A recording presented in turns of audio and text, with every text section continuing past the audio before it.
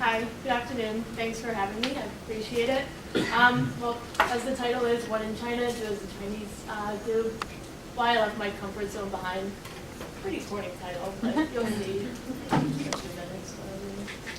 So let me just give you an overview. I went last semester for the fall. So we were at Peking University, located in Beijing, China, of course.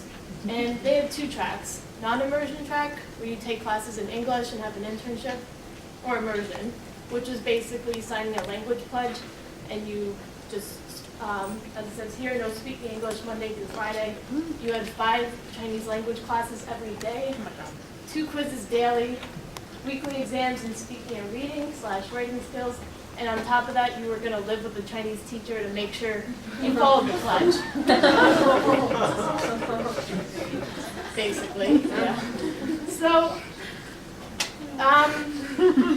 in order to be an immersion, you had to have a somewhat decent Chinese background before you came there. You had to be through integrated Chinese textbook, 13 chapters overall. I was at chapter 5. So I got an email 2 weeks before I actually went, and the subject of the email was concerned about your language foundation. That's not what I wanted to get 2 weeks before I left, but you know, it is what it is. So I had to have a Skype interview with the program director to see if I was going to be able to do this. So I was nervous for the interview, and to be honest, I don't think it went well.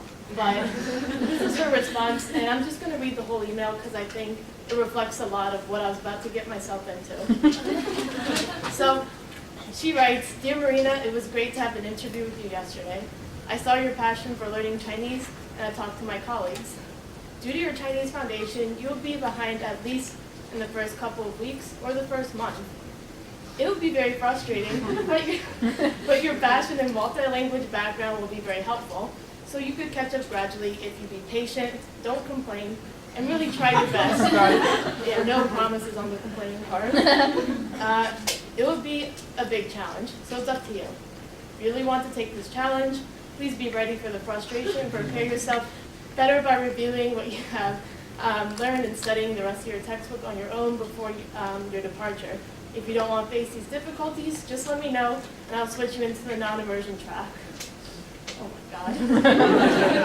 So I hope someone here watches How I Met Your Mother. Basically, in layman's terms, how I responded to this email. That email actually, besides the fact she told me you probably don't want to take it subtly 4 times in there, you know, it actually kind of pumped me up, and I was ready to just go for it. What did I have to lose besides for maybe not surviving? So I get there, and here's the language pledge I signed. It's signed twice because my pen died. It's not like I was double signing it just to let her know. Even though that email said not to do it, it was signed twice just to show you. No, it wasn't like that. And she was right. For the first 2 weeks, it was a struggle, for me and my roommate especially. 2 relevant stories include going to a restaurant and not knowing what to eat, and pointing at the picture. I don't know what we ate. It didn't taste right. We Googled it afterwards. Said something liver or heart of some animal. To this day, I don't know what it is, and it's okay because ignorance is bliss at this point. And then I went to a restaurant and didn't say the word rice properly, so I ordered a bumblebee by accident. They didn't have it. So, unsurprisingly, I was placed in the lowest level of Chinese, seeing as I left half of the placement test blank. But, so it began. Here are pictures of my 5 teachers, and going from left to right, that's Li Laosher, who is my oral teacher. That was at 8:30, 2 hours every day.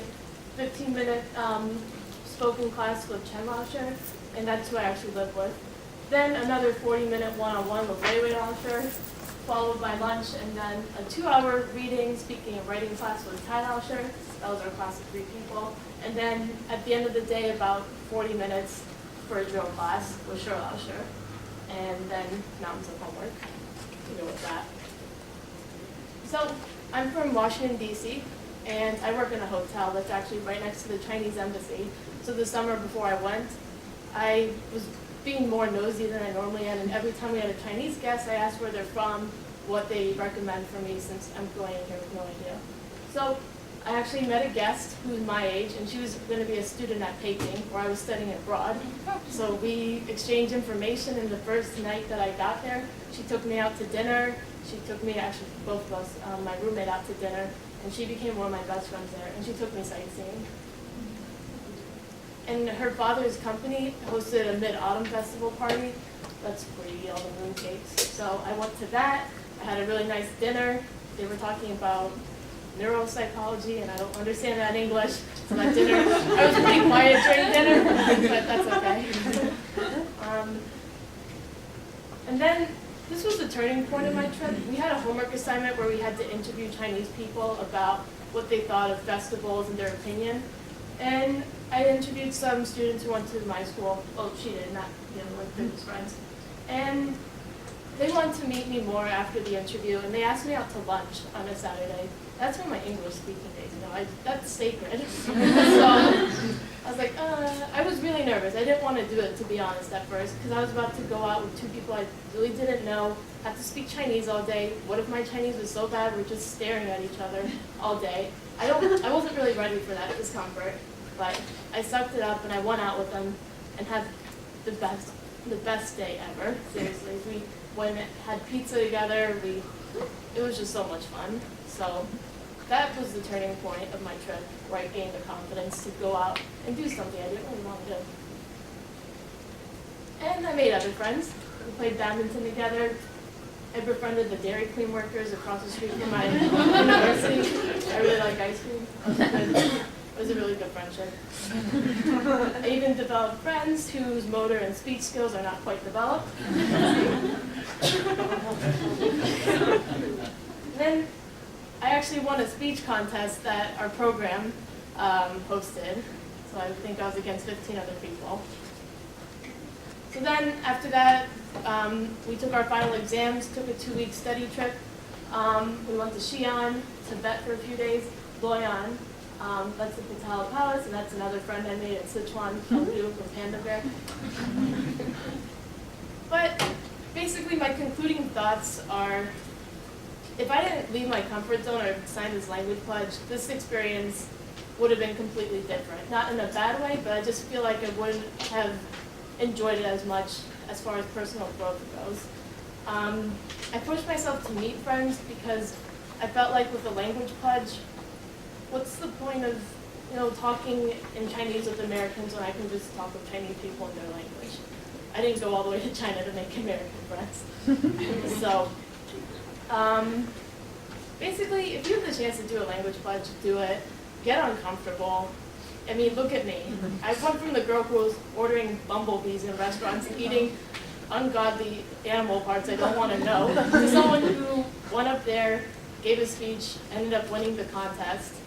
And basically, it wouldn't have happened if I just decided to stay in my comfort zone. So that's basically all I have to say. And as a side note, I'm still really good friends with the people I pictured, minus the baby. But thank you.